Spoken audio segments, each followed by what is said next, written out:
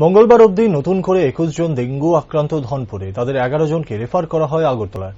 তাই মঙ্গলবার কাঠালিয়া ব্লকের অন্তর্গত ২৪টি গ্রাম পঞ্চায়েত এবং ভিলেজ কাউন্সিলের প্রশাসনিক আধিকারিক এবং পঞ্চায়েত প্রতিনিধিদের নিয়ে কাঠালিয়া পঞ্চায়েত সমিতির কনফারেন্স হলে এক আলোচনা সভা অনুষ্ঠিত হয়।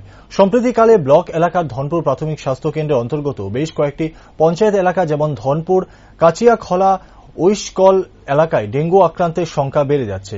তাই সেটাকে প্রতিহত করতে এবং পার্শ্ববর্তী গ্রাম পঞ্চায়েত এলাকাগুলিকে সুরক্ষিত রাখতে আগে থেকেই সচেতনতা বৃদ্ধি করার লক্ষ্যে হয় এই উক্ত কর্মশালা। এদিনের কর্মশালায় উপস্থিত ছিলেন স্বাস্থ্য দপ্তরের পক্ষে কাঠালিয়া সামাজিক স্বাস্থ্য কেন্দ্রের মেডিকেল অফিসার ডক্টর অরুণজিৎ রায়।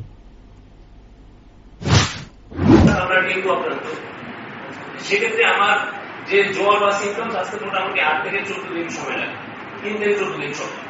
তো ওই টাইমটা হচ্ছে কি খুব ক্রুশিয়াল টাইম, যখন কিনা আমি জানি না আমার দেহে ডেঙ্গু আছে, কিন্তু আমি অবাধে ঘুরে বেড়াচ্ছি, সেখানে আমার শরীরে যখন মশা কামড়াবে আরেকজন সুস্থ ব্যক্তিদের তারও কোনো ডেঙ্গুতে আক্রান্ত হচ্ছে। তো স্বাস্থ্য দপ্তরের ক্ষেত্রে আমি যেটা বলবো যে ডেঙ্গু নতুন কোনো রোগ না, এবং সেটা 1779 খ্রিস্টাব্দ থেকে চলছে। তো কোনো কোনো জায়গায় হয়, সমগ্র ভারতবর্ষে ডেঙ্গুর প্রাদুর্ভাব আছে, আমরা রেড জোনে পড়ি। এবং ত্রিপুরায় এতদিন সেরকম প্রাদুর্ভাব ছিল না, কিন্তু আস্তে আস্তে বললাম এই 2021-এর পুরীতে একবার হয়েছিল।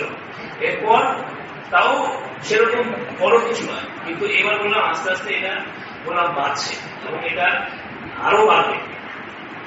এটাকে আটকানোর একমাত্র উপায় হচ্ছে গিয়ে, কারণ ভাইরাল আমাদের যে ডেঙ্গুর কোনো ওষুধ নেই স্পেসিফিক, যে আমি ম্যালেরিয়া হয়েছে যেরকম ম্যালেরিয়ার ওষুধ দেবো, ডেঙ্গুর বললাম কোনো স্পেসিফিক কোনো ওষুধ নেই।